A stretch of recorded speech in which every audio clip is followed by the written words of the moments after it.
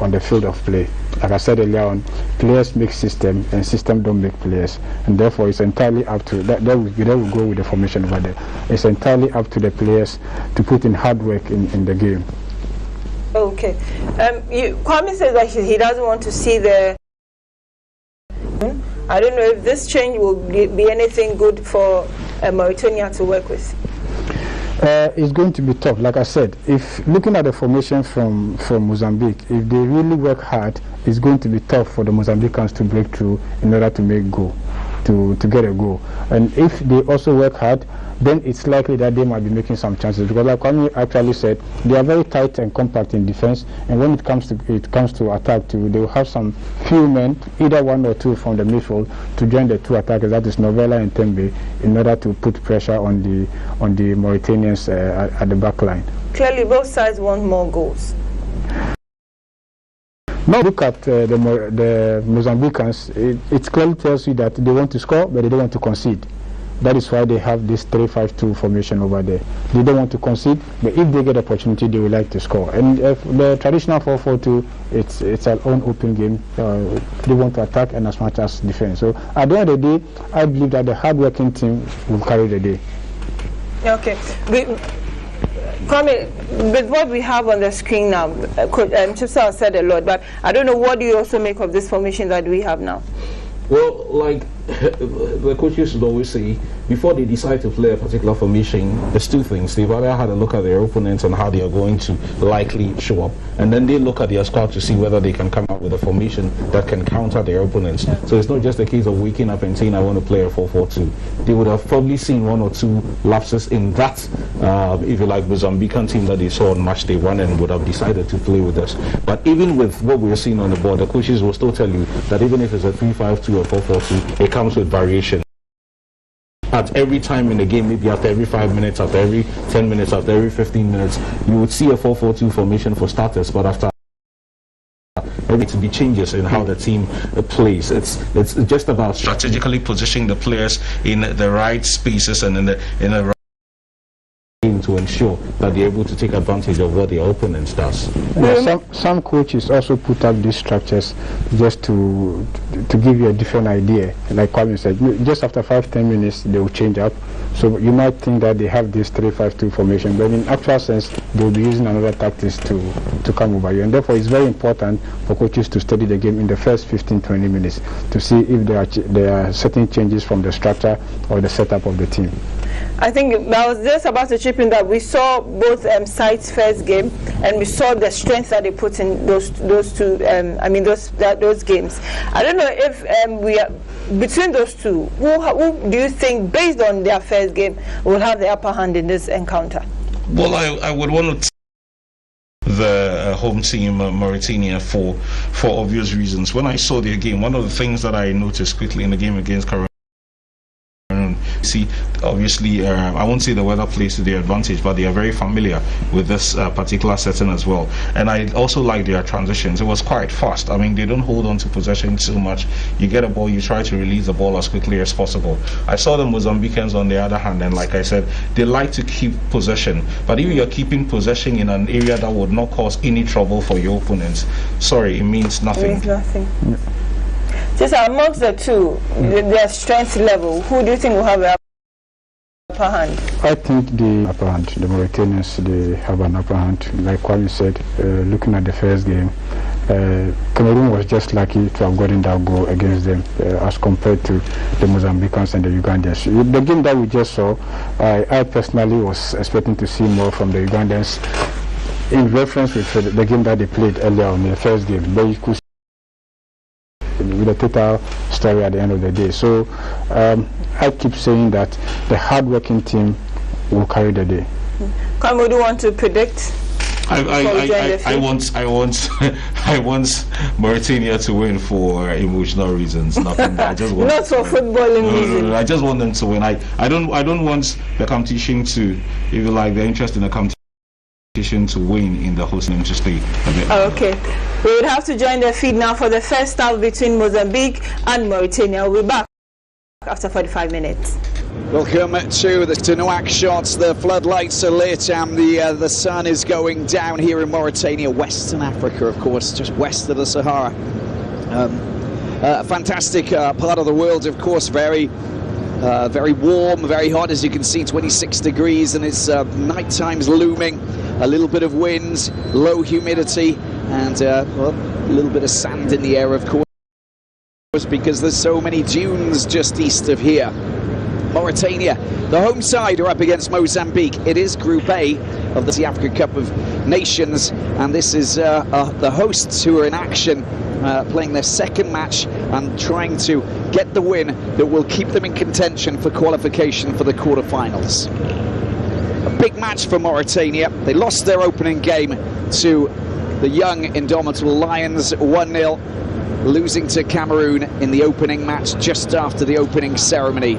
Disappointment for the Camerooni coach, Maril Misak Njoya. Now it's time to lock horns with Mozambique.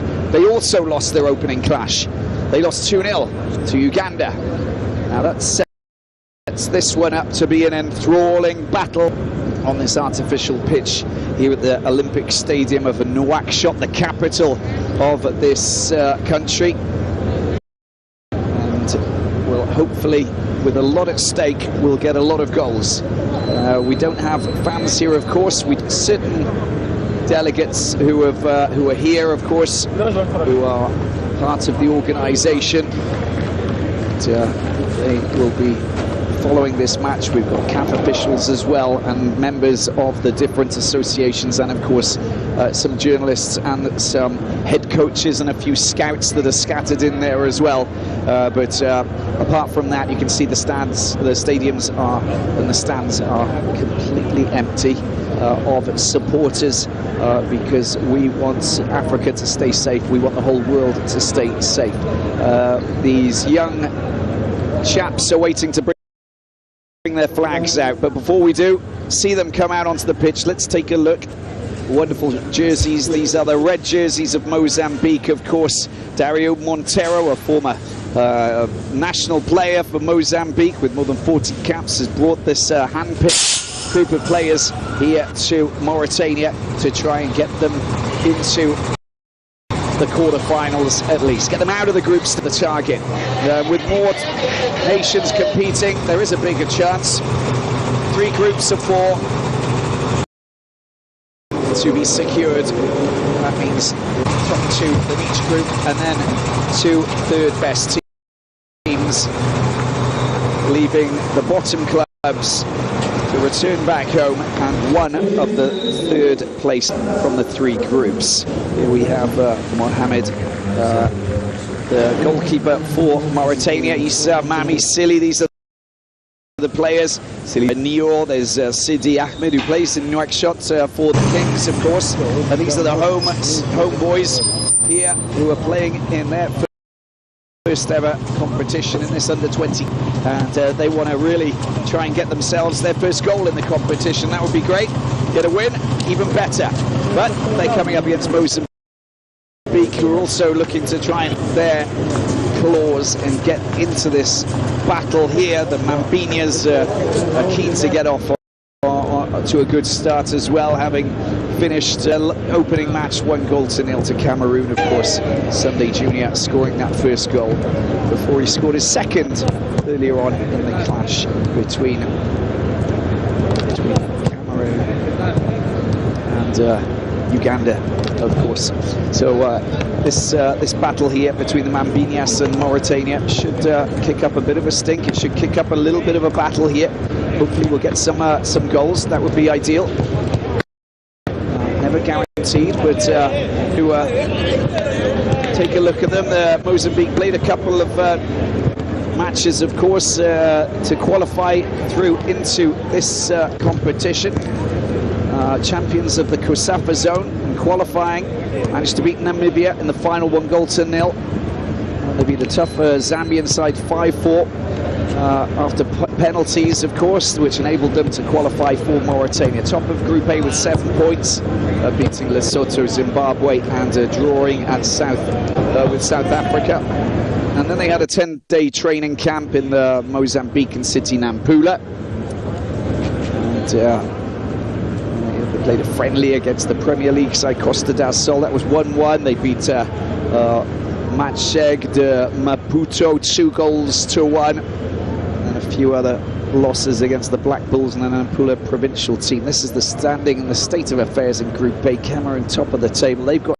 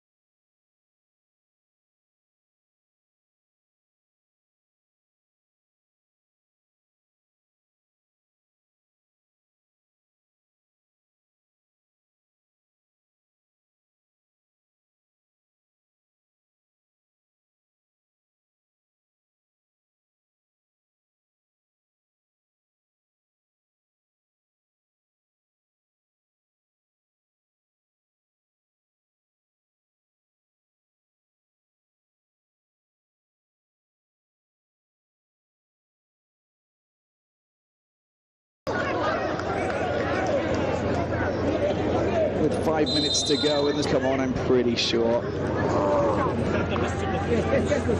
the match is coming up, 22nd of March, they take on Morocco, and then the Central African Republic. But he's in a bit of pain, isn't he? Just gets taken out. Simon puts his hand on his arm, and I should be. The big matches there coming up, aren't they? Of course. Yeah,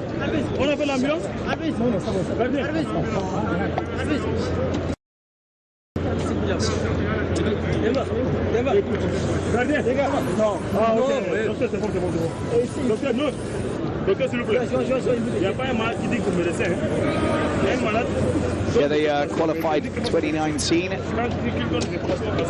Mauritania, that was the first ever time that they qualified, of course.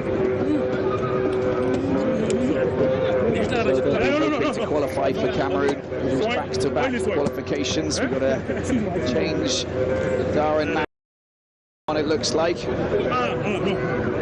Who's going to come off? Lamami Teter, of course, is the player who plays in Turkey for Antalya Sport, Alanya Sport, excuse me.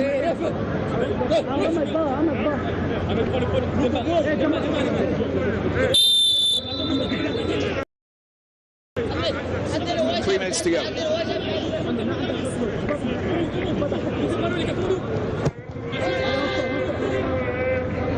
Looking to try and latch onto that. It's Umar and Silly who've scored the 2 goals for Mauritania.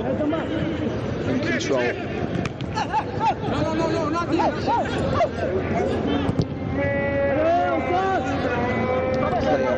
Player down on the ground on that far side.